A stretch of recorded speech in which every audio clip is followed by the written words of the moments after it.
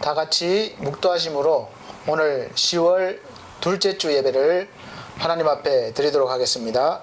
다 같이 묵도하시겠습니다.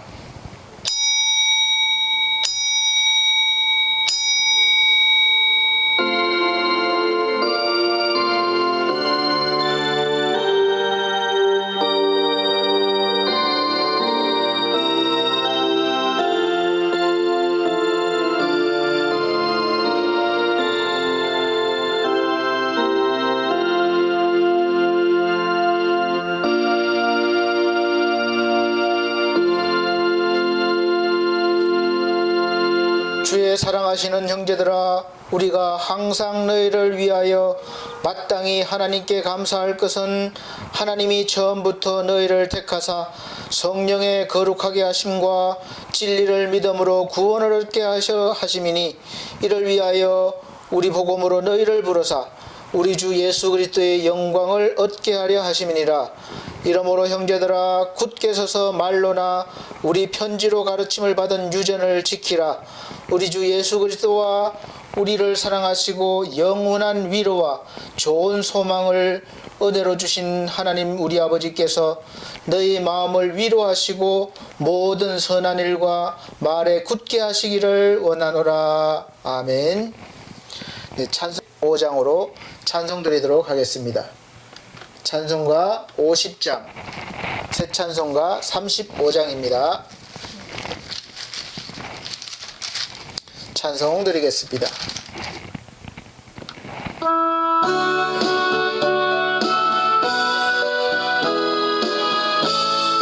큰 영화로신 주 이곳에 오셔서 모인 자들로 주 백성 삼으사 그 중에 항상 계시고 그 중에 항상 계시고 큰 영광 나타내소서. 이 백성 기도와 또 예물드림이 향내와 같으니 곧 받으옵소서. 주 예수 크신 복음을, 주 예수 크신 복음을 난 백성 듣게 하소서.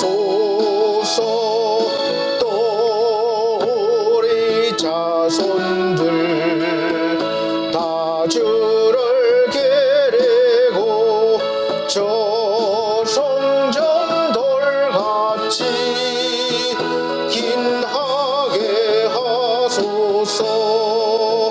주 구원하신 능력을, 주 구원하신 능력을 늘 끝날까지 주소서.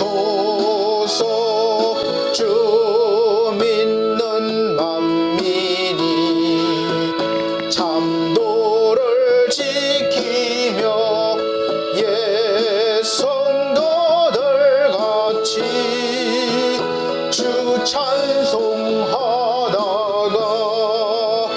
저 천국 보좌 앞에서, 저 천국 보좌 앞에서 늘 찬송하게 하소서.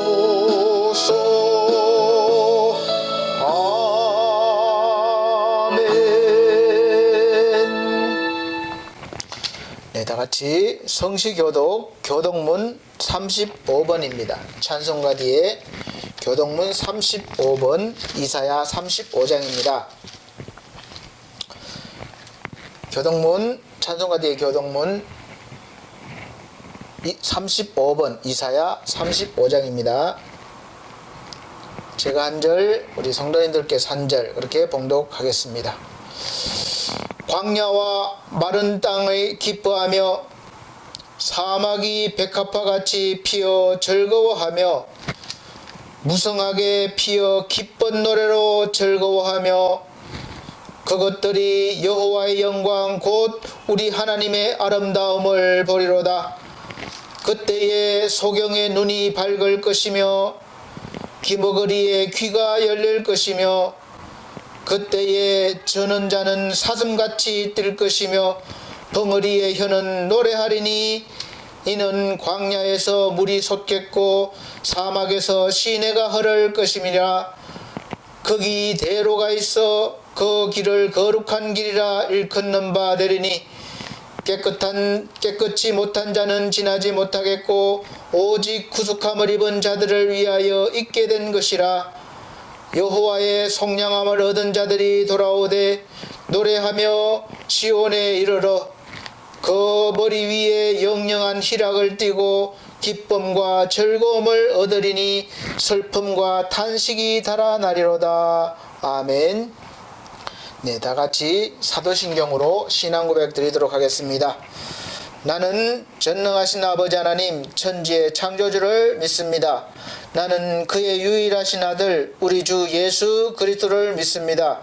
그는 성령으로 잉태되어 동정녀 마리아에게 나시고 본디오 빌라도에게 고난을 받아 십자가에 못 박혀 죽으시고 장사된 지 사흘 만에 죽은 자 가운데서 다시 살아나셨으며 하늘에 오르시어 전능하신 하나님 우편에 앉아 계시다가 거기로부터 살아있는 자와 죽은 자를 심판하러 오십니다. 나는 성령을 믿으며 거룩한 공교회와 성도의 교제와 죄를 용서받는 것과 몸의 부활과 영생을 믿습니다. 아멘. 네, 다같이 찬송가 163장, 새 찬송가 176장 찬송 들으신 후에 권경희 권사님 기도해 주시도록 하겠습니다. 163장 통일찬송가 163장입니다. 새 찬송가 176장입니다.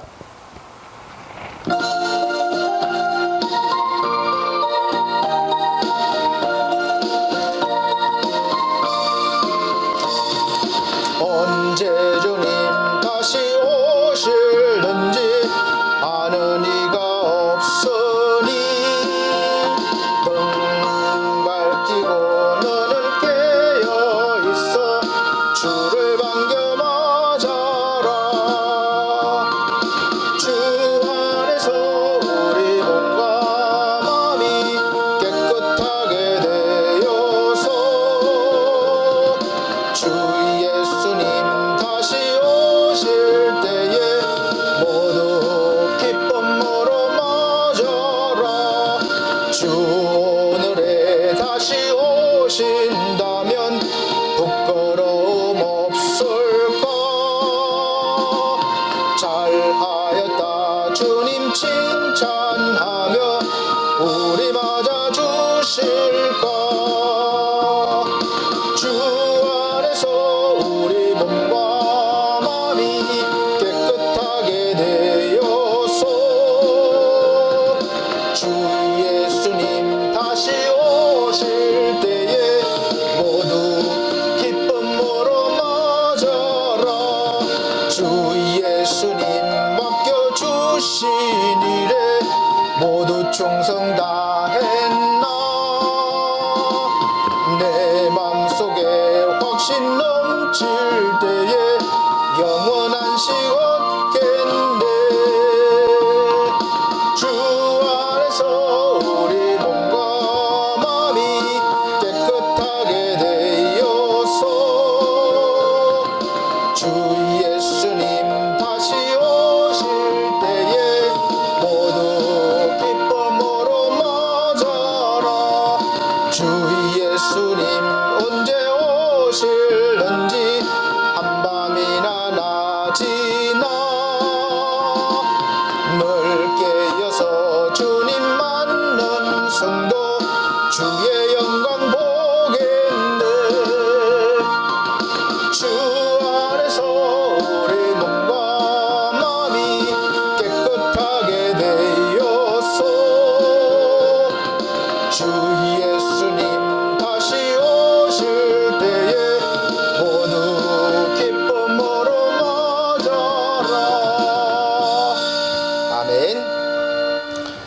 같이 기도 드리시겠습니다. 사랑이 많으신 하나님 아버지, 하나님께서 허락하신 거룩한 주일에 하나님께 예배로 영광 돌리게 해주심을 감사드립니다. 오늘도 비록 비대면으로 드려지는 예배지만 어느 곳에서나 하나님께서 임재하신다고 하셨사오니 저희들 그 어느 곳에서 예배를 드리든지 한 마음으로 신령과 진정으로 예배드리게 하여 주옵시고 저희들의 예배가 하나님의 보좌를 움직이는 영광과 찬양이 넘치는 예배가 되게 하여 주시옵소서.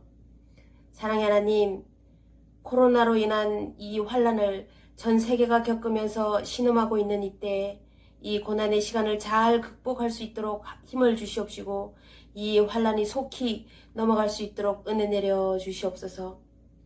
특별히 이 나라 대한민국을 위해 기도하오니 더욱 하나님을 의지하고 하나님을 경외하는 이 나라 이민족이 될 수 있도록 도와주시옵시고 복음의 강대국으로 우뚝 설 수 있도록 축복의 역사를 허락하여 주시옵소서. 하나님께서 뜻이 계셔 세우신 반석교회와 반석미디어교회가 이 어지럽고 힘든 세상에 소망이 될 수 있도록 하나님께서 맡겨주신 사명을 잘 감당하여 더욱 성장하는 교회가 될 수 있도록 축복하여 주시옵소서. 사랑의 하나님, 말씀을 대언하시는 권두혁 담임 목사님께 영육간의 강건함을 허락하여 주시옵시고 성령 충만함과 영적인 권능을 더하여 주시사 성도들에게는 그 말씀이 한 주간을 살아갈 때 영과 삶을 깨우고 세상을 이기는 힘을 얻는 말씀이 되게 하여 주시옵소서. 감사드리오며 이 모든 말씀 우리 주 예수 그리스도 이름으로 기도드리옵나이다. 아멘.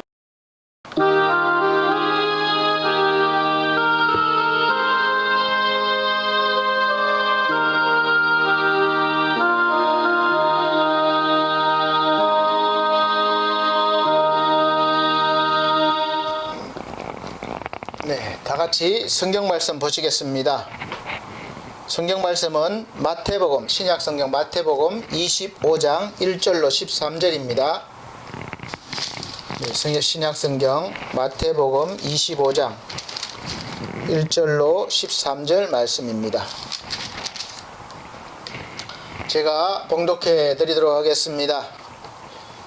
그때에 천국은 마치 등을 들고 신랑을 맞으러 나간 열처녀와 같다 하리니 그 중에 5은 미련하고 5은 설기 있는지라 미련한 자들은 등을 가지되 기름을 가지지 아니하고 설기 있는 자들은 그릇에 기름을 담아 등과 함께 가져갔더니 신랑이 드디움으로 다 졸며 잘세 밤중에 소리가 나되 보라 신랑이로다 맞으러 나오라 하매 이에 그 처녀들이 다 일어나 등을 준비할세 미련한 자들이 설기 있는 자들에게 이르되 우리 등불이 꺼져가니 너희 기름을 좀 나눠달라 하거늘 설기 있는 자들이 대답하여 가로되 우리와 너희의 쓰기에 다 부족할까 하노니 차라리 파는 자들에게 가서 너희 쓸 것을 사라 하니 저희가 사러 간 동안에 신랑이 오므로 예비하였던 자들은 함께 혼인잔치에 들어가고 문은 닫힌지라 그 후에 남은 처녀들이 와서 가로되 주여 주여 우리에게 열어주소서 대답하여 가로되 진실로 너희에게 이르노니 내가 너희를 알지 못하리라 하였느니라. 그런즉 깨어있으라 너희는 그날과 그 시를 알지 못하느니라. 아멘. 사랑하는 우리 성도 여러분, 한 주간 동안 평안하셨습니까? 또 하나님께서 이 시간 함께 하심을 느끼고 또 충분히 누리셔서 또 새 힘을 얻으시기를 예수 그리스도 이름으로 축복합니다. 오늘 말씀의 제목은 그날이 도적같이 오리니 라는 제목으로 말씀을 전하도록 하겠습니다. 사실 예배를 이렇게 드리게 될 줄 사실 예상은 어느 정도 하고 이렇게 준비했지만 이렇게 급작스럽게 온라인 예배로 순식간에 전환될 줄은 다시 말하면 도적같이 임할 줄, 오늘 설교 제목과 같이 도적같이 임할 줄은 사실 몰랐습니다. 그리고 온라인 예배를 드리면서 제가 준비해 보니까 우리가 평상시에 마음껏 이렇게 불렀던 찬송가가 이 저작권이 있어서 우리가 온라인 예배를 통해서 송출할 때에 그것이 이제 문제가 될 것 같다고 요즘 소리가 나오고 있습니다. 그래서 저작권료를 지불하지 않으면 찬송가나 우리가 복음성가를 마음껏 예배 시간에 부르지 못할 수도 있는 문제가 생길 것 같습니다. 그러나 미리 염려하지 않습니다. 왜냐하면 당연히 우리가 지적 재산권에 대해서는 우리가 인정해야 하고 또 그 사용료나 그걸 대가를 지불해야 한다고 늘 생각하고 있습니다. 우리가 예배 드릴 때 보통 제가 보니까 찬송가를 4곡 내지 5곡 정도를 부르게 되는데 한 곡당 한 3만원에서 3만 5천원 정도라고 이야기하니까 계산하면 예배 한 번 드리는데 나가는 비용이 얼마인지 대충 계산이 서실 것입니다. 그러나 걱정하지 마십시오. 만약에 그런 시대가 온다면 제가 뼈 빠지게 벌어서라도 이 예배가 지속되어지고 또 예배를 통해서 전능하신 하나님을 만나시고 또 은혜 받으시고 구원받는데 또 마음껏 하나님을 찬송드리는데 아무런 지장이 없도록 하겠습니다. 요즘 코로나 바이러스로 온 세계는 물론 우리도 똑같이 어려움을 겪고 있고 그 와중에 이제 환절기가 오다 보니까 연세가 많으시고 몸이 약하신 어르신들을 모시는 일을 하고 있는 저에게는 많은 일들이 있습니다. 어르신들이 갑자기 건강이 악화되고 또 심하게 돼서 사망하게 되는 경우도 요즘 종종 있어서 제가 장례식장에 다녀오고 있습니다. 사실 그러다 보니까 당장 먹고 사는 문제도 중요하지만 더 중요한 것은 우리 삶에 대한 본질에 대해서 생각해 보게 됩니다. 죽음을 통해서 그걸 생각하게 되는 거예요. 우리 인생이 어떤 인생인가 한번 생각해 보는 거죠. 그래서 자연스럽게 그날에 대해서 생각해 보게 되었습니다. 그렇다고 제가 철학자나 사상가는 아닙니다. 그냥 평범한 사람이지만 누구나가 다 이렇게 느낄 수 있는 그런 일이기에 말씀을 드리는 것입니다. 생명이 있는 존재라면 가장 두려워하는 그날은 바로 생명이 끝나는 그 시간일 것입니다. 그것을 알기에 늘 우리는 죽음이라는 것을 두려워하고 있는 거죠. 지금 이 코로나 바이러스가 왜 이처럼 없어지지 않고 계속 변형까지 하면서 인간을 감염시키고 있습니까? 이 바이러스 입장에서 보면 어떻게든 멸절하지 않고 생존하면서 자손을 번식시키려는 생존 본능이라고 볼 수 있어요. 우리 인간의 입장에서만 보면 이 바이러스는 우리의 적이고 하나도 남김없이 없애야 할 존재이지만 이 바이러스 입장에서 보면 또 생존하기 위해서는 어쩔 수 없이 이 바이러스가 살기 좋은 그런 숙주를 찾고 들어가서 번식을 해야 하고 또 다른 숙주에게 전염을 시켜야지 살 수가 있는 거죠.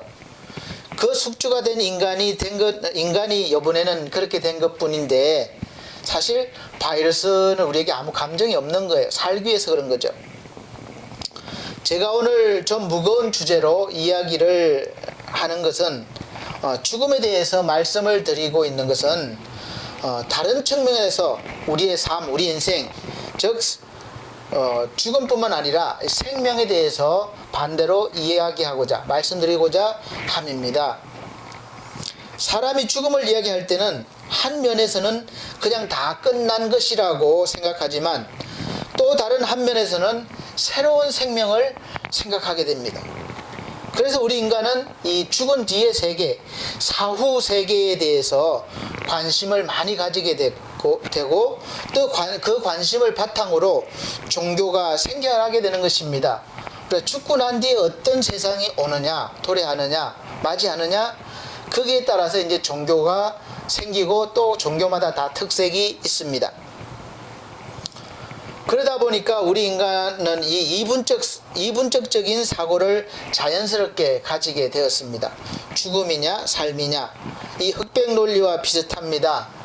그래서 이런 것이 바탕으로 해서 대부분의 우리 인간의 사고가 교육을 받았건 어떤 환경에 의해서건 간에 우리의 의식은 한쪽으로 쏠려 있을 수밖에 없습니다.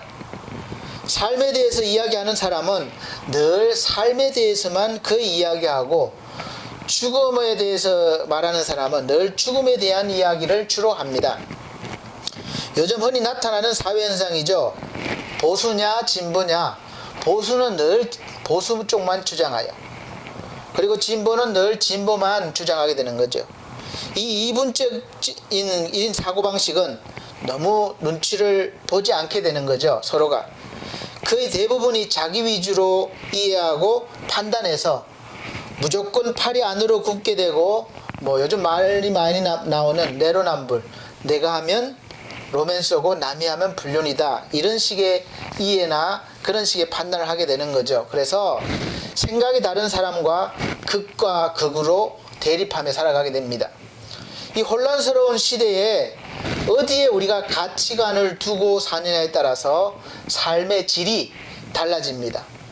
우리가 요즘 안전이냐 자유냐를 두고 서로 많이 대립하죠. 헌법 소송도 많이 하고 그러는데, 그런 거를 떠나서 10월 7일자 한국일보에서 나온 인터넷 뉴스란에 이런 기사를 잠깐 봤습니다. 부산에서 드론으로 고층 아파트에 접근해서 어떤 부부가 성관계하는 장면을 불법 촬영한 남성이 붙잡히는 그런 사건이 있으면서 모방 범죄에 대한 우려가 커지고 있다는 거예요. 그래서 장난감에 가까운 이 소형 드론이 이제는 누구나가 사용할 수 있게 됐죠. 어느 장소에 띄울 수 있게 됐고, 거기에 고성능 카메라가 달려서 다른 사람의 사생활을 다 엿볼 수가 있게 된 거죠. 그래서 거기에 대한 안전에 대한 것과 또 개인정보 보호법이라든지 초종자 사전 교육이 또 자격증이 필요하다, 이런 문제가 제기하는 것을 봤습니다.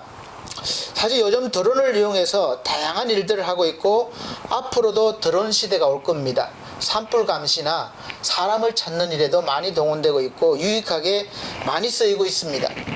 그런데 편리한 만큼 반대로 피해를 보는 경우도 많이 생길 수밖에 없어요.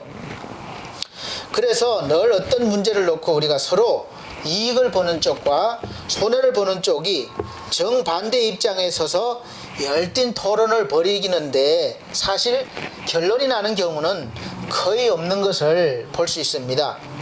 서로의 주장만 열심히 할 뿐이죠. 요즘 거의 대부분의 이 상품마다 바코드가 새겨져 있습니다. 그래서 상품의 가격이나 정보를 이 스캔만 하면 바로 알 수 있게 해주는 아주 편리한 기능이죠. 이제 이 바코드가 한 발 더 발전해서 이제 지금도 벌써 한 사람도 있지만 우리 몸에 새겨진다는 거예요. 칩처럼 심겨지는 날이 올 것이라는 것입니다. 그래서 하나님을 믿는 사람들 중에서는 성경을 근거로 사람의 몸에 바코드를 새기는 것을 이 짐승의 이름으로 나타내는 666으로 짐승의 숫자로 해석해서 세상 마지막 날 때 나타나는 징조로 이렇게 복음을 또 전하는 사람들이 있고 증거하는 사람들이 있고, 여러 가지 이론이 등장해서 이단으로 발전하기도 했습니다. 우리가 원하든 원하지 않든 이제 어떤 한 사람의 정보가 아주 작은 이 메모리 칩에 저장이 되고 활용하는 시대가 왔어요. 그것이 우리 몸속에 들어오든 아니면 우리 핸드폰에 있든 아니면 어디에 장착을 하든 이제 그 안에 나에 대한 모든 정보가 기록된다고 봐야죠. 사람의 몸에 들어가서 그 사람에 대한 건강이나 재산 상황, 가족관계 등을 다양한 정보를 입력해서 그 사람의 신분을 증명하는 데 사용되고, 또 건강을 관리하는 데도 사용하게 됩니다. 길을 가다가 쓰러졌을 때 컴퓨터가 그 사람의 바코드를 인식해서 그 사람에 대한 질병 상황이나 정보를 다 이미 저장되어 있기 때문에 빨리 알아내는 거죠. 그래서 치료 방법 등을 병원으로 보내서 바로 전달해줘서 병원에 도착하자마자 다른 검사할 필요 없이 바로 조치를 받을 수 있는 그런 장점이 있고, 또 집에서는 자변기나 이런 데 센서를 부착해서 우리가 보는 소변이나 대변을 통해서 질병을 발견해서 연결되어 있는 주치의 병원으로 전송될 수도 있습니다. 그런 날이 사실 멀지 않았다고 봅니다. 그리고 이제는 뭐 주민등록증이나 이런 카드가 필요 없이 그냥 뭐 손목이나 뭐 이런 데 갖다 대기만 하면 컴퓨터가 인식을 해서 나에 대한 모든 것이 있기 때문에 결제 기능이나 다양한 것들이 이루어질 수도 있겠습니다. 사실 이런 것들은 아주 편리한 생활을 할 수 있게 하는 것들이죠. 그러나 반대로 우리가 생각했을 때 누군가가 악한 마음을 품고 컴퓨터를 해킹을 하게 되면 자기가 원하는 사람을 원하는 대로 조정할 수 있고 망하기도 할 수 있다는 거죠. 그래서 힘 있는 사람이 지배할 수 있는 그런 구조가 금방 만들어지는 단점도 있겠습니다. 우리가 공상과학 영화로만 봐왔던 게 현실화가 되는 것이죠. 그리고 사람들은 이제 더 오래, 더 편리하게, 또 더 건강하게 살고 싶은 그 욕망 때문에 사람의 신체가 점점 기계화가 되어갈 수 있습니다. 요즘도 계속 인공심장이나 다른 장기들이 많이 개발되고 있죠. 그래서 결국은 우리가 인조인간 AI가 함께 살아가는 그런 사회가 도래할 것이라고 예상하고 있습니다. 자, 사랑하는 성도 여러분, 이런 사회가 온다면 과연 우리가 원하는 대로 행복하게 살 수 있는 사회, 그런 세상이 될까요? 사실 여기에 의문을 붙일 수밖에 없을 것입니다. 제가 어렸을 때 60년대만 해도 가난했기 때문에 부귀영화, 장수가 대표적인 어떤 목적이자 키워드였을 겁니다. 그래서 새마을 운동을 통해서 전국적으로 잘 살아보세라는 구호아래서 전 국민들의 의식이 더 열심히 노력해서 더 많은 재산을 가지려고 노력을 많이 했죠. 제가 50대인데 아주 시골 농촌에서 살았기 때문에 저는 어릴 때에 초가집에서 살았습니다. 그래서 가을이 되면 이 나락을 타작하고 난 그 볏집을 엮어서 지붕을 이렇게 다시 바꿔줘야 돼요. 썩은 볏집을 걷어내고 새로 엮은 볏집을 지붕을 또 새로 하는 겁니다. 초가집을. 그렇게 덮곤 했습니다.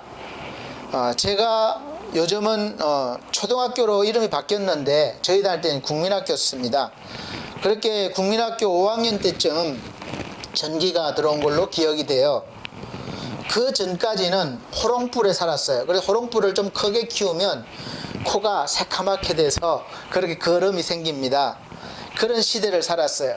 그리고 그 초가지붕을 없애고 이제는 기와지붕으로 바뀌게 되는 게 마을 단위로 새마을 운동을 통해서 이루어진 거죠.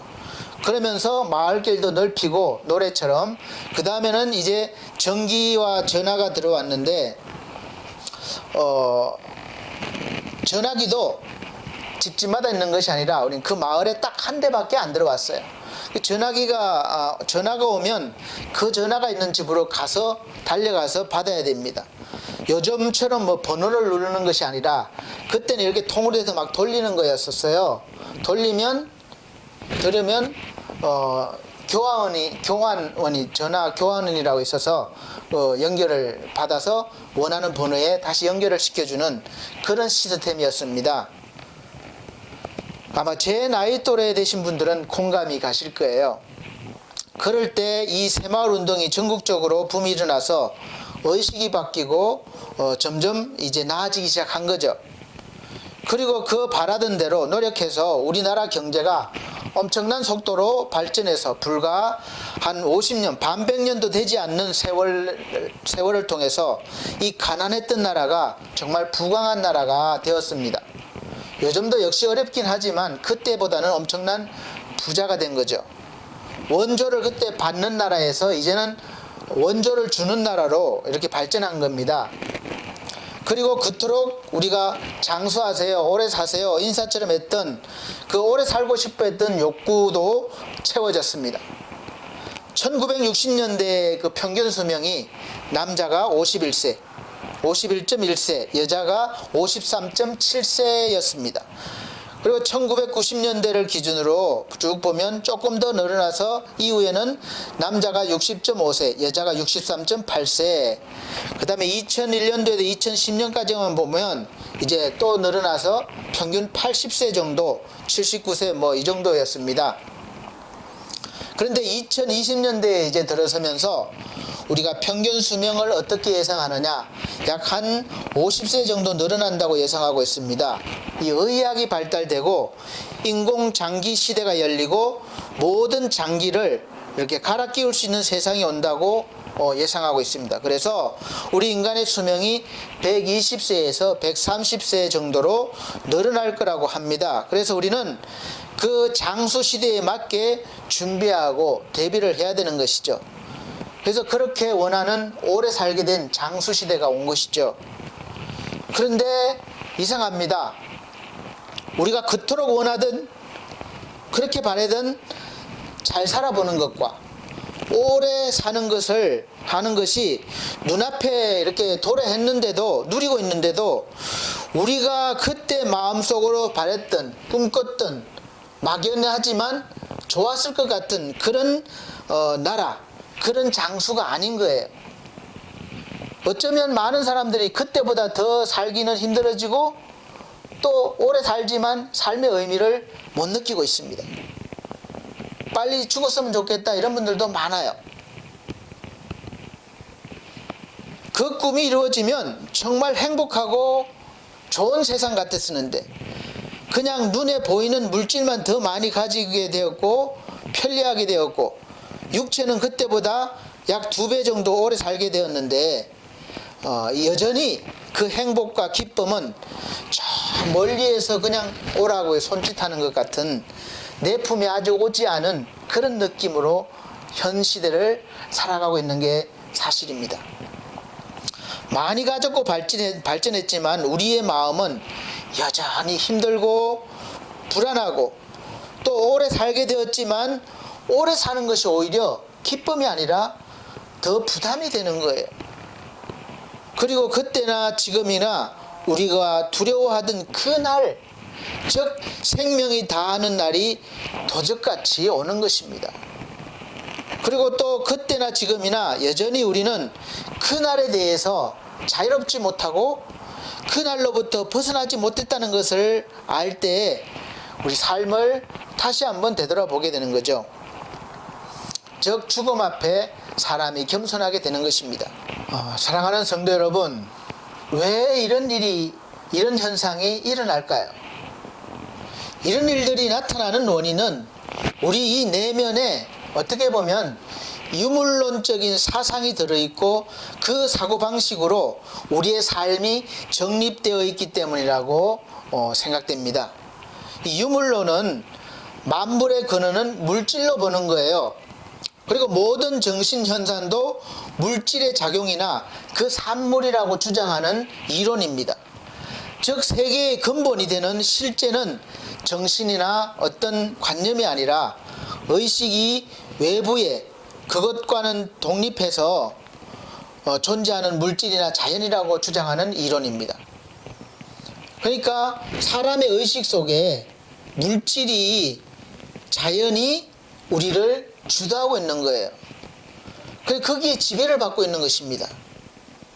그래서 하나님이 잠시 안 보이면 성경에서도 보면 금방 그 자리를 대신할 금송아지를 만들어내는 거예요. 눈에 보이는 금송아지를 만들어내고 그것이 마치 하나님인 것처럼 여기고 섬기는 것이죠.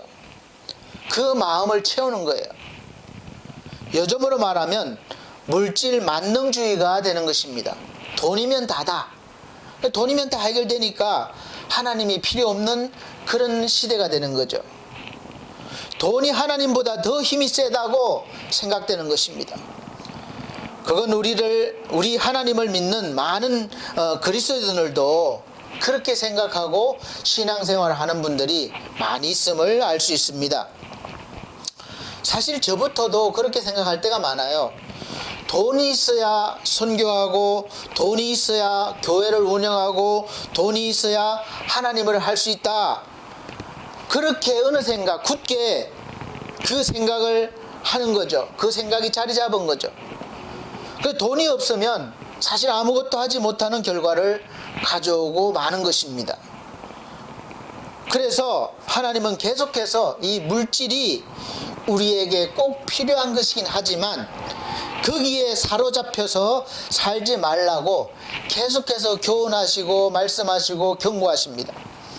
마태복음 4장 4절 말씀에 예수께서 대답하여 가라사대 기록되었으되 사람이 떡으로만 살 것이 아니요 하나님의 입으로 나오는 모든 말씀으로 살 것이라 하였느니라 하시니, 이렇게 말씀하신 것은 여기서 예수께서 말씀하시고자 하는 것이 뭡니까?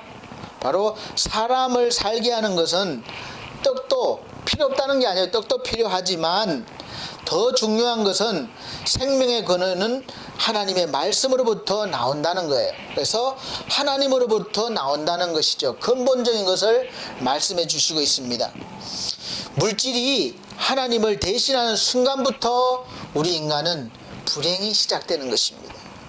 멸망의 길에 첫걸음을 뛰는 것이죠. 모든 천하 만물은 하나님이 우리를 위해서 그것들을 이용하고 사용하면서 열심히 살면서 하나님의 영광을 위해 살아라는 것들로 주신 거예요.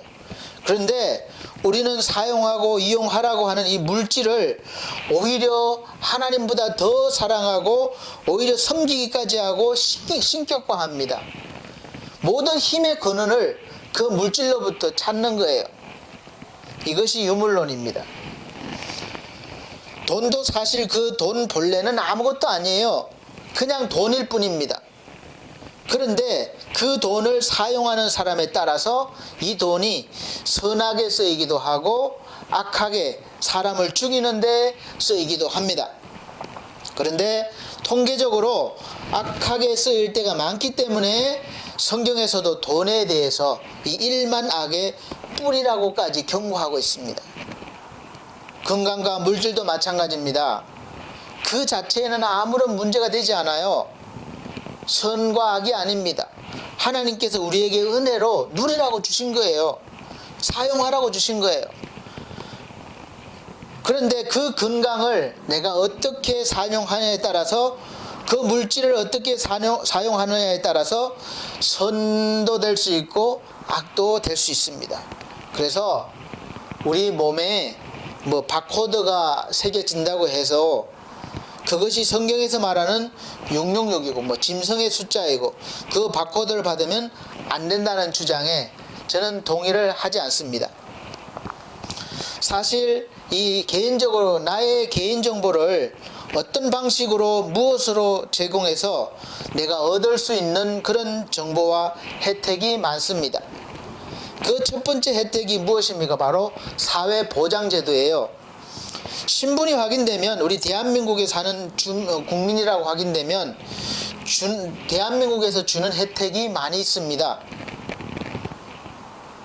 그런데 이 문제는 내 개인정보가 내가 원하지 않는 사람에게 유출되거나 그것을 이용하려고 하는 사람에게 제공되었을 때 문제가 되는 것이죠. 이 눈부시게 발전된 기계를 가지고 아까 뉴스에서처럼 남의 사생활을 훔쳐볼 수도 있고 자기 욕망을 위해 사용할 수도 있고 또 강력한 군사력으로 사용해서 생명을 죽이는 일까지 사용할 수 있습니다. 어떤 영화를 보니까 대통령을 암살하려는 조직이 이 대통령의 이동 동선을 미리 다 알아내고 이 드론에다가 폭탄을 장치하는 거예요. 그리고 그 죽일 사람들의 그 정보만 입력을 하게 됩니다. 그래서 엄청난 숫자의 드론을 띄워서 폭약을 싣고 대통령을 공격하는 거예요. 경호원들을 공격하는 거예요. 딱 인식해서 인식된 사람만 공격합니다. 이처럼 그러한 일들이 앞으로는 허다하게 일어날 수도 있겠다라는 짐작을 할 수밖에 없는 영화라고 봅니다. 이처럼 최고의 보안을 자랑하는 국가정보도 유출이 되는데 힘없는 우리 개인정보 그야말로 우습게 노출되지 않겠습니까? 개인 사생활 보호는 그럼 우리가 어디까지 가능할 것 같습니까? 사실 사생활 보호는 법보다는 사람의 양심에 더 달려있다고 봐야 합니다. 법이 아무리 엄해도 사람의 이 양심이 무너지게 되면 그 법으로 다스릴 수가 없기 때문에 그렇습니다. 우리가 살아가는 사회는 반드시 법이라는 게 존재해요. 그 법을 바탕으로 모든 일이 판단되고 혜택을 보기도 하고 손해도 보고 통제와 질서가 이루어집니다. 그런데 그 법보다도 더 중요한 것이 이 사람의 마음의 양심을 움직여주는 종교라고 봅니다. 종교. 자기의 유익을 위해서 남을 파탄으로 이끄는 그런 사이비 집단을 제외한 대부분의 종교는 사람의 양심을 사실 올바르게 인도하려고 하는 교리를 바탕으로 세워졌기 때문에 그 종교에 심취하게 되면 높은 도덕성을 가지게 되는 것은 사실입니다. 그래서 종교가 무너지면 아무리 강력한 법을 만들어도 그 사회나 나라는 무너질 수밖에 없는 것이죠. 우리 인간은 높은 도덕심과 그리고 남을 위한 이 이타심이 법과 적절하게 어울려 있을 때 사회와 국가는 잘 유지될 수 있습니다. 그래서 이 양심이 무너지게 되면 사회 공동체를 유지하고 있는 가장 기본적인 양심으로 세워진 도덕, 인간이 지켜야 할 도리나 바람직한 행동 규범이라는 것이 무너지게 되고 결국은 그날, 멸망의 날, 그날이 도적같이 임하게 될 것입니다. 세계 최강대국을 자랑했던 그 찬란했던 로마가, 그 전 역사도 마찬가지예요. 찬란했던 로마가 한순간에 무너진 것 같지만 그 무너진 순간이 도적같이 금방 왔을 뿐이지 계속해서 누적되어 왔던 거예요. 아마 경고가 됐을 겁니다. 양심을 가진 사람이라면 어느 정도 짐작할 수 있었을 거예요. 창세기 18장에서 19장 보면 로마의 폼페이 같았던 그런 소돔과 고모라의 멸망 사건이 나오는데 인간의 눈으로 보면 지진이나 화산 폭발로 인해서 도시가 멸망했다고 볼 수 있습니다. 자연적인 현상이다. 어떤 그런 현상이다. 하지만 성경은 분명히 그 원인을 말씀해 주고 있습니다. 창세기 18장 20절에 보면 여호와께서 또 가라사대 소돔과 고모라에 대한 부르짖음이 크고 그 죄악이 심히 중하니라고 말씀하고 있어요. 그리고 그것이 바로 심판의 이유를 죄악이라고 분명히 말씀하고 계십니다. 그것도 중한 거예요. 가득 찬 거예요. 일반 학자들은 로마가 무너진 것이 폼페이 그 시가 화산재에 덮인 것이 여러 가지 이유로 설명할 수 있습니다. 그러나 저는 그 이유가 그 죄악이 심히 중해서 하나님의 심판을 받았다고 확신합니다. 모든 이유를 다 연결하면 여기다 연결하면 무리가 있겠지만 그러나 화산 폭발이나 지진이나 자연재앙은 하나님께서 인간을 심판하실 때 사용하는 하나의 많은 것 중에 하나의 도구에 불과합니다. 우리가 도덕성이 무너졌을 때에 항상 그 원인으로 제일 많이 나타나는 현상이 쾌락주의, 사회 전반적으로 나타나는데 그 중에서 가장 눈에 띄는 게 바로 정직하지 못한 거예요. 부정과 부패, 그리고 성적인 타락입니다. 그렇게 그 분위기에 얹혀서 잘 적응하면서 사는 것이 마치 처세술에 능한 사람처럼 성공적인 삶이라고 생각할지 모릅니다. 그러나 그렇게 살면 그 대가를 반드시 치르는 그날이 도적같이 임하게 될 것입니다. 그날이 임하면 무너지게 되는 거예요. 도적같이 임하게 되었을 때 이사야처럼 화로다 나여 망하게 되었도다. 나는 입술이 부정한 사람이요 입술이 부정한 백성 중에 거하면서 만군의 여호와이신 왕을 배웠으므로다. 절규하면서 이렇게 하나님 앞에 서게 될 것입니다. 그리고 그 심판은 도적같이 조용히 갑작스럽게 임하지만 깨어있는 사람은 어느 날짜 어떤 시간이라고는 정확히 알 수는 없지만 그래도 짐작 가능한 것이기 때문에 우리가 깨어있으라는 거예요. 오늘 하루를 더 잘 살아내야 되는 것입니다. 이 깨어있는 사람은 하나님의 말씀에 사로잡힌 사람이고 또 성령의 인도함을 받는 사람이라고 할 수 있습니다. 그래서 오늘 본문 말씀을 보면서 이쪽 다섯과 저쪽 다섯에 대해서 이렇다 저렇다 논할 것이 아니라 우리는 열처녀처럼 열처녀의 비유처럼 슬기롭게 또는 어리석게 그렇게 갈릴 뿐이에요. 다섯 처녀, 기름을 준비한 다섯 처녀처럼 슬기로운 처녀처럼 이렇게 늘 준비를 하고 등불을 밝히면서 살면서 신랑을 기다려야 한다는 것을 알 수 있습니다. 즉 우리가 어떻게 사는 것도 중요한데 더 중요한 것은 사는 목적이 뚜렷해야 되는 거예요. 기름이 준비된 다섯 처녀나 준비를 못한 다섯 처녀의 목적은 뭡니까? 신랑을 맞이하는 거예요. 그 목적을 위해서 어떻게 살아야 하는지를 말씀하고 있습니다. 비유로 말씀하신 열 처녀에게 임한 그날은 누구에게는 도적같이 와서 허망하고 두렵지만 절망이지만 누구에게는 그렇게 오기를 원하고 바라는 순간이 온 것이라서 기쁨과 감격이 넘치는 순간이 될 것입니다. 오늘 본문에 신랑을 기다리는 처녀들이 10명이 똑같이 신랑을 기다리고 있습니다. 신랑이 올 것을 분명히 알고 있는 거예요. 삶의 목적이 뚜렷하다는 것이죠. 그러나 신랑을 맞이한 처녀는 10명 중에 5밖에 되질 않습니다. 왜 그렇게 되었습니까?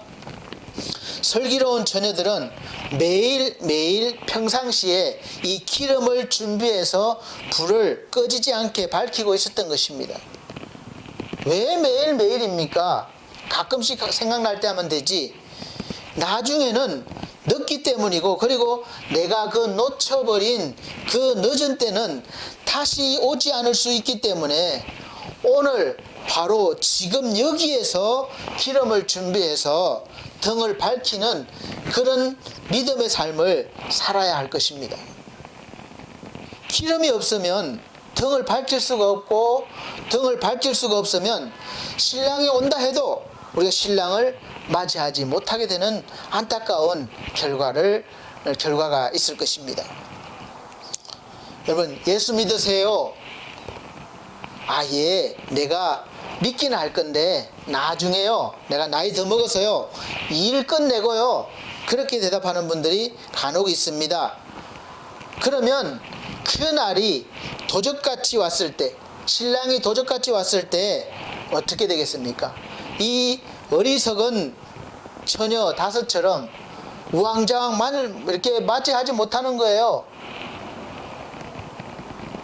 그래서 우리 사랑하는 성도님들은 여러분의 인생에 신랑 되시는 예수님을 맞이하시려면 바로 오늘 지금 여기에서 여러분 등과 기름을 준비하시길 바랍니다. 등은 하나님의 말씀을 말해요. 시편 119편 105절 말씀 보면 주의 말씀은 내 발의 등이요 내 길의 빛이니이다 이렇게 말씀하고 있습니다. 그래서 마태복음 7장 24절에서 예수께서 하신 말씀이 그러므로 누구든지 나의 이 말을 듣고 행하는 자는 그 집을 반석 위에 지은 지혜로운 사람이다 이렇게 말씀하시고 26절에는 나의 이 말을 듣고 행치 아니하는 자는 그 집을 모래 위에 지은 어리석은 사람이라고 비유하고 있습니다. 이 말은 슬기로운 처녀와 어리석은 처녀로 나뉜다는 거죠. 그 나뉘는 원인이 뭡니까? 주의 말씀을 듣고 순종하고 순종하지 않은 거예요. 그리고 그 등을 밝혀주는 기름은 성령이라고 할 수 있습니다. 물론 다른 해석도 있을 수 있겠지만 성경은 요한복음 1장에서 하나님의 말씀이 눈에 보이게 육신이 되어 우리에게 거하신다고 하셨는데, 이분이 바로 예수 그리스도이심을 말씀하고 있고, 이 예수 그리스도가 구원자시라는 것을 성령의 감동 없이, 성령의 역사하심 없이는 안 된다고, 고백하지 못한다고 고린도전서 12장 3절에 말씀하고 있습니다. 고린도전서 12장 3절에는 그러므로 내가 너희에게 알게 하노니 하나님의 영으로 말하는 자라 하지 않고 또 성령으로 아니하고는 누구든지 예수를 주시라 할 수 없느니라, 이렇게 말씀하고 있습니다. 그래서 이 열처녀의 비유에서 말씀인 등을 밝히려면 기름이 필요한데, 이 기름은 성령이시고, 성령께서 우리가 말씀을 듣거나 말씀을 대할 때 깨닫게 해 주셔야 이 말씀의 능력이 또 빛이 나타나는 것입니다. 그래서 우리는 오늘도 삶이 아무리 힘들고 피곤하고 하더라도 졸지 말고 말씀과 기름을 준비하고 깨어 있어야 하는 것입니다. 하나님을 믿는다고 하면서 이 등은 준비가 되었는데 그 등을 밝혀줄 기름이 없으면 신랑이 와도 맞이할 수가 없는 것입니다. 그래서 성령께서 늘 내 속에 내주하시면서 날마다 이렇게 운행하시기를 늘 기도하시길 바랍니다. 그러면 개인적으로나 우주적으로 그날이 아무리 도적같이 갑자기 다가와도 놀라거나 두려워하지 않고 기쁨으로 신랑 되신 예수 그리스도를 맞이해서 우리가 신랑과 함께 잔치집에 가서 즐겁게 기쁘게 살 수가 있는 것입니다. 코로나 바이러스로 인해서 당장 닥친 이 문제에, 먹고 사는 문제에 급급해서 우리의 삶의 그 본질을 잃어버릴까봐 말씀을 준비했습니다. 또 더 한 발 나아가서 코로나로 인해서 이 교회의 본질을 다시 생각하고 재정립해야 될 때가 온 것 같습니다. 먹고 사는 문제에 너무 집중해서 이 사람의 본분을 잃어버리는 일이 없도록 하시길 바랍니다. 외형적인 모습에 너무 치우쳐서 본질적인 모습이 가려지지 않기를 원합니다. 이럴 때일수록 우리 그리스도인들의 삶이 빛날 수 있습니다. 또 그렇게 살아가야 합니다. 우리는 현재 어쩌면 하나님 앞에서 지금까지 살아온 나의 인생, 나의 삶의 무게를, 또 믿음의 무게를 이 코로나라는 이 큰 시련의 저울 앞에 올려놓고 얼마나 그 무게가 나가는지 달아보는, 시험받는 현실에 놓여 있다고 생각되어집니다. 여러분, 두려우십니까? 그러나 걱정하지 마시기 바랍니다. 두려워하지 마시기 바랍니다. 여러분의 삶이 어떤 삶이든 예수께서 다 품어주셨고 예수의 그 삶으로 대신 만들어주신 거예요. 이것을 믿으신다면 이제 여러분 속에 있는 믿음의 분량이 아무리 작을지라도 그 작은 믿음이 예수의 믿음이 되는 거예요. 그 믿음이 살아있는 것이고 나중에는 겨자씨처럼 작지만 자라서 크게 자라 새들을 깃들이게 하는 그런 존재로 변할 수가 있습니다. 그런 날도 도적같이 오는 거예요. 하루하루 믿음으로 살다 보면 어느새 그렇게 되는 것입니다. 그러므로 이제 사랑하는 성도 여러분들이 기다리는 그 날이, 그것이 개인적이든 전우주적이든 그 날이 도적같이 올지라도 두려워하거나 염려하지 마시기 바랍니다. 그날은 여러분에게는 더 이상 두려움을 주는 것이 아니라 신랑 되시는 주님과 함께 축제할 수 있는 그런 날이 될 것입니다.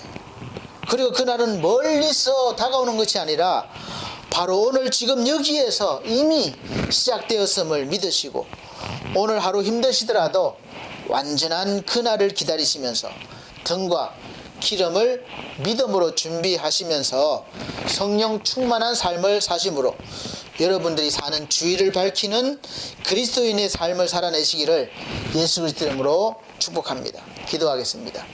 하나님 감사합니다. 우리에게 각자 그날들이 있고 또 이 세상에 그날이 있을 것입니다.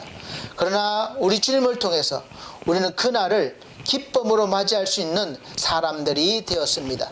이제 날마다 하나님이 주신 등과 기름을 가지고 준비하면서 그 빛과 그 은혜를 세상 사람들에게 알릴 수 있는 그런 그리스도인의 삶을 살게 하여 주시옵소서. 코로나 시대 이 어려운 모든 일들을 기도하며 성실히 살아 하나님께 영광 돌려서 이 모든 삶을 이겨낼 수 있도록 도와주옵소서. 사랑하는 성도들에게 은혜와 능력을 더하여 주옵소서. 예수 그리스도의 이름으로 축복하고 기도함나이다. 아멘. 네, 찬송가 167장 찬송 드리시면서 준비하신 예물 드리도록 하겠습니다. 찬송가 167장 새 찬송가 179장입니다.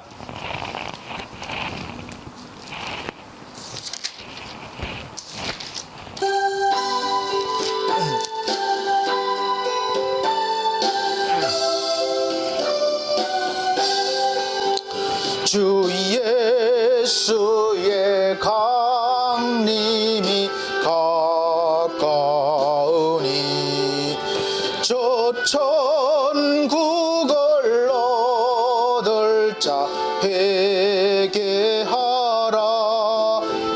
주 성령도 너희를 부르시고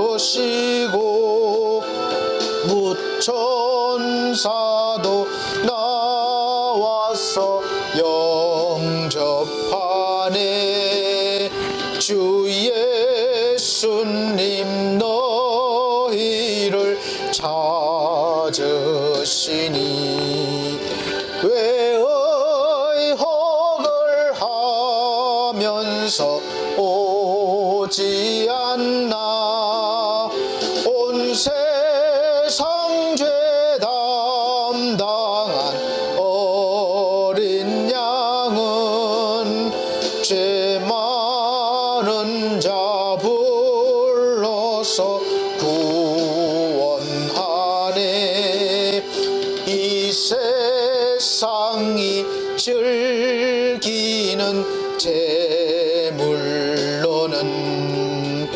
내 근심과 고초를 못 면하리.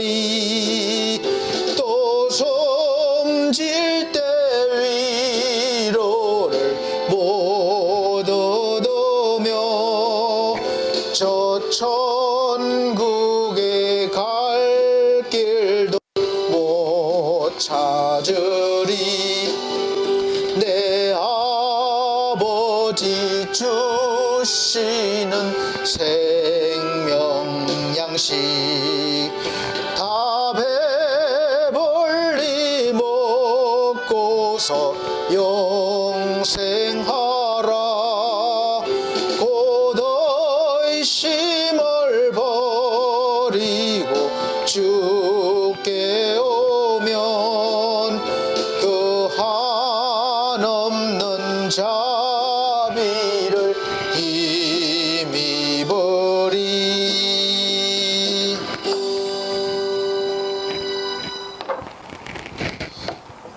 네, 감사합니다. 온라인을 통한 예배이기 때문에 계좌 송금이나 이 제로페이를 통해서 헌금이 들어와서 바로바로 통계를 낼 수가 없는 경우가 많습니다.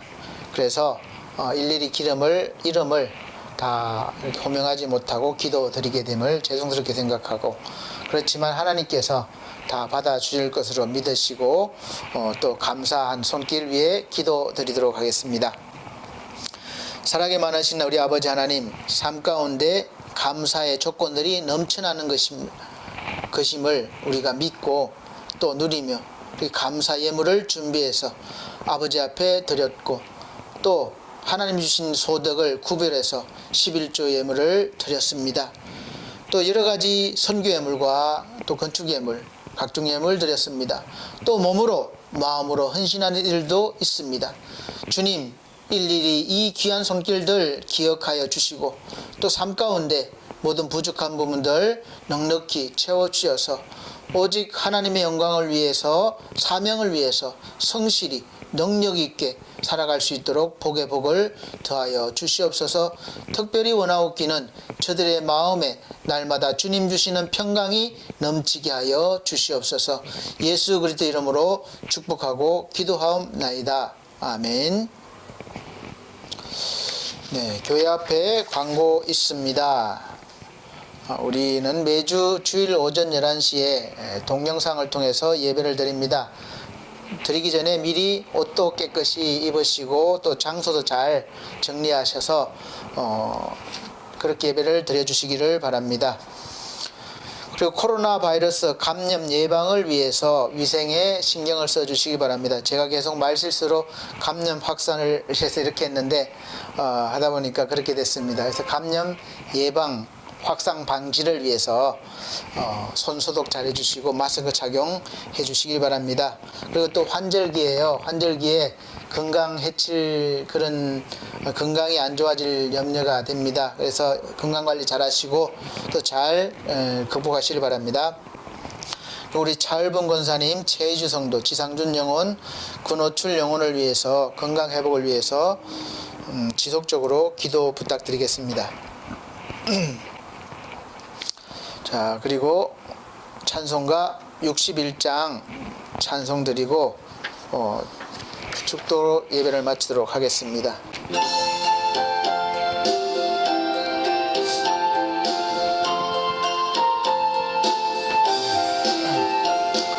주여 복을 비옵나니 편히 가게 하시고 사람마다 주은혜로 이기도록 하시고 광야 같은 세상에서 항상 인도하소서. 주의 복된 말씀 듣고 무한 감사합니다. 구원받은 주의 성도 열매 맺게 하시며 하나님이 우리 함께 항상 계시옵소서.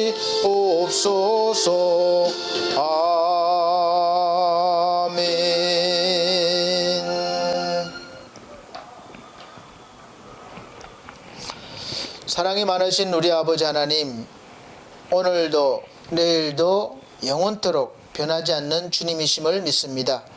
아무리 어려운 때 또 우리가 편할 때 늘 변치 않는 믿음으로 하나님을 바라보길 원합니다.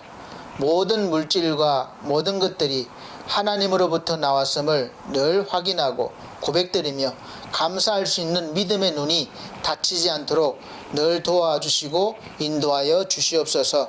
우리의 모든 생명 주님께 있습니다. 우리의 모든 삶 주님 것입니다.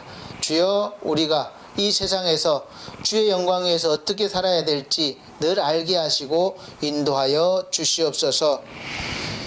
이제는 우리 주 예수 그리스도의 은혜와 하나님의 극진하신 사랑과 성령님의 감화감동 교통하신 은혜가 오늘 말씀 속에서 그날이 도적같이 올지라도 주님 등불과 기름 준비하며 열심히 또 살아가기를 원하는 그런 사랑하는 성도들 머리 위에, 이 나라의 민족 위에 지금으로부터 영원토록 함께 계실지어다. 아멘.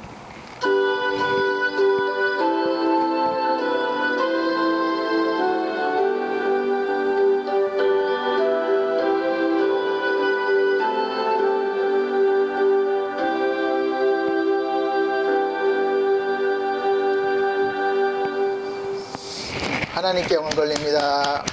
감사합니다.